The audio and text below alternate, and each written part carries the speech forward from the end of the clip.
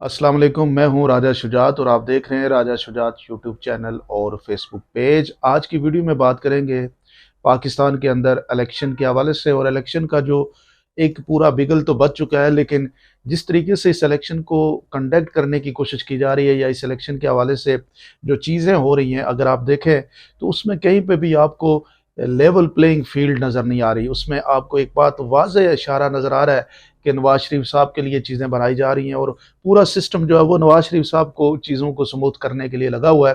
लेकिन इस सिस्टम तो लगा हुआ है, सिस्टम के अंदर चंद एक लोग हैं जो इस सारे प्रोसेस में उनके लिए हेल्पफुल हो रहे हैं, लेकिन दूसरी तरफ पे इसी सिस्टम का एक हिस्सा अवाम भी है। और अवाम को अगर आप देखें तो वो बिल्कुल उनके एंटी चल रही है। जो कोई भी सर्वे आप उठा के देख लें, इस सारे एक तरफ अवाम है और एक तरफ ये इस सिस्टम के कुछ लोग हैं, और ये सारे मिलके एक कोशिश करना चाह रहे हैं और अवाम जो है वो उसके अगेंस्ट खड़ी हो चुकी है। अब ये इलेक्शन बड़ा ही आप यूं कह सकते हैं कि सनसनीखेज है, और इस इलेक्शन में से जो चीज़ें निकलेंगी वो पाकिस्तान के मुस्तकबिल को तय करेंगी। अगर इस इलेक्शन में से सिस्टम के लोग जीत गए और सिस्टम और जो प्लान करने वाले जो डॉक्टर्ड किस्म का इलेक्शन कराना चाह रहे हैं वो अगर जीत गए तो पाकिस्तान का मुस्तकबिल वही होगा जो डॉक्टर्ड होगा, जिसमें सिलेक्शन होगी, जिसमें जो है अशरफिया जो तय करेगी वही पाकिस्तान का मुस्तकबिल होगा। और दूसरी तरफ पे पाकिस्तान की आवाम का जो मूड नज़र आ रहा है, उसमें तो ये नज़र आ रहा है कि आवाम जो है वो इस दफ़ा ये फैसला कर चुकी है कि वो इस सिस्टम को किसी सूरत में यानी उनकी प्लान के मुताबिक कामयाब नहीं होना देगी। क्योंकि अभी तक जो आप पूरे प्रोसेस को आप देखें तो डेमोक्रेसी के नाम्स को उलट के हमने रख दिया है। डेमोक्रेसी के अंदर जो निगरान हुकूमतों का कंसेप्ट होता है वो ये होता है कि वो लेवल प्लेइंग फील्ड में असर करें, लेकिन यहाँ पे वन साइडेड आपको निगरान हुकूमतों का टिल्ट नज़र आता है। एक जमात के ख़िलाफ़ उनका बुग्ज़ नज़र आता है, उनको प्लेइंग फील्ड तक देने की कोशिश नहीं की जा रही। पाकिस्तान के अंदर अगर पाकिस्तान की पॉलिटिकल हिस्ट्री को देखा जाए तो बड़ी हार्श हिस्ट्री है, जिसमें आप सोहेल वराज साहब के अगर आप कॉलम पढ़ें तो उसमें उन्होंने बड़ी ज़बरदस्त बातें की हैं कि किसी की कोई यहाँ पे ये नहीं कह सकता कि मैंने बहुत अच्छा ही सारा कुछ किया है। सब ने सब कुछ करने के बावजूद सबके लिए अगर जगह मैसर हो सकती है तो इमरान खान साहब ने ऐसा क्या कर दिया कि उनके लिए आप पे जो है वो फील्ड में कहीं पे भी गुंजाइश पैदा करने की कोशिश नहीं कर रहे।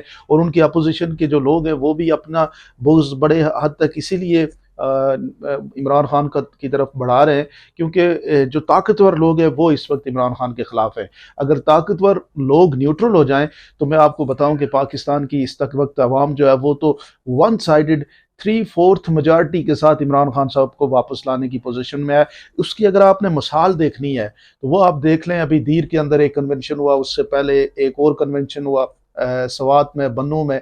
तो उन उन कन्वेंशंस को अगर आप देखें तो उस कन्वेंशन में जो शख्स जा रहा है वो शख्स अगर ये जो मरवत साहब है जो वकील है इमरान खान साहब के, अगर आप इनको देखें तो कोई पीटीआई की इनका बैकग्राउंड नहीं है, पीटीआई के साथ वो नहीं चले, लेकिन वो इमरान खान साहब के साथ खड़े हैं। तो लोग इमरान खान से मोहब्बत करते हैं। जो इमरान खान से मोहब्बत करता है, इमरान खान के हक में कोई भी अभी बात करता है तो लोग उसके साथ खड़े हो जाते हैं। इस बात को आप समझ लें कि ये जो मरवत है ये आज से 6 माह पहले इसको कोई नहीं जानता था, लेकिन आज वो पाकिस्तानियों का एक महबूब, एक किस्म का शख्स बन चुका है। जहाँ जाता है पाकिस्तानी उससे मोहब्बत निछावर करते हैं। वो मोहब्बत इसलिए निछावर करते हैं कि असल में वो पाकिस्तानी मोहब्बत करते हैं इमरान खान से, और वो इमरान खान साहब के साथ खड़ा है।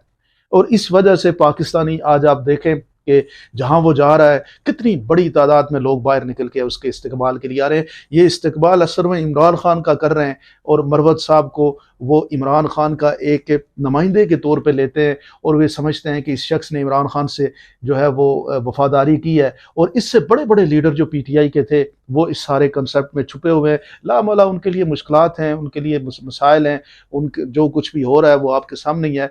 लेकिन ये आप बात देख लें कि इमरान खान के एक ऐसे शख्स के साथ जो कोई फेमस रिनाउन ना वकील था, ना उसका कोई बैकग्राउंड था, लेकिन इमरान खान से मोहब्बत की वजह से अवाम का उसके साथ कितनी सपोर्ट है। इस बात को थोड़ा सा आगे देखते हैं।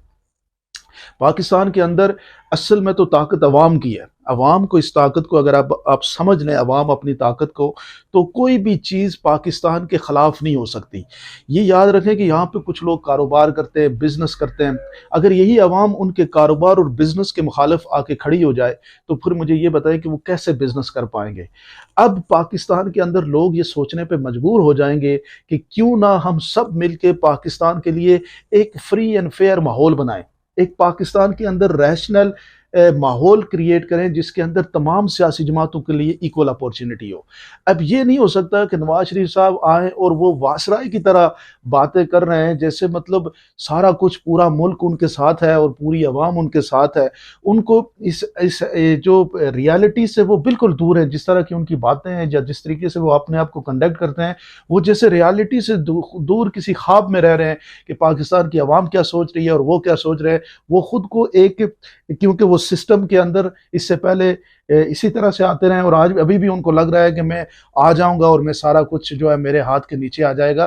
तो ये जो तरीकाकार है, इससे पाकिस्तान का मुस्तकबिल नहीं तय होगा। पाकिस्तान जो है वो पाकिस्तान की आवाम की वजह से, और पाकिस्तान की आवाम इंतहाई इंपॉर्टेंट किरदार और प्लेयर है इस सारे प्रोसेस में।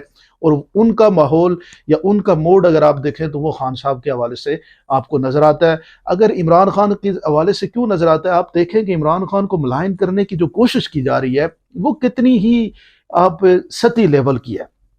मतलब एक खातून अब कल परसों आई और इतना बड़ा मीडिया उसको, आपने देखा होगा कि एक कवरेज हुई और बड़े लेवल पे उसकी किताब की रोनमाई हुई। और हैरान कुन बात यह है कि उस किताब की रोनमाई में जो बात लोगों को बताई जा रही है वो कितनी ही गलीज बात है।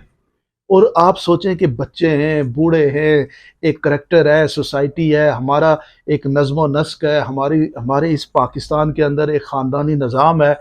किस लेवल पे मुखालफत में या पॉलिटिकल मुखालफत में हम जा रहे हैं कि उस सारे सिस्टम को, उस नाम्स को, उस मोहम्मद रसूलुल्लाह सल्लल्लाहु अलैहि वसल्लम के दीन को, इखलाक को, एक इखलाकियात को, इस सारी चीज़ों को पीछे रख के एक इस तरह की गुफ्तगू, बाजारी गुफ्तगू को हम प्रमोट करने की कोशिश कर रहे हैं। और ये चाह रहे हैं कि इस गुफ्तगू की बुनियाद के ऊपर जो है वो पाकिस्तान के मुस्तकबिल तय किए जाए और ऐसे लोग आके पाकिस्तान की आवाम को उसकी लीडरशिप से दूर करें जिनकी मतलब, और वो एक उस शख्स के हवाले से बातें कर रहे हैं जो अपनी बात को दफा भी नहीं कर सकता, वो रिबटल भी नहीं दे सकता, वो तो जेल में है।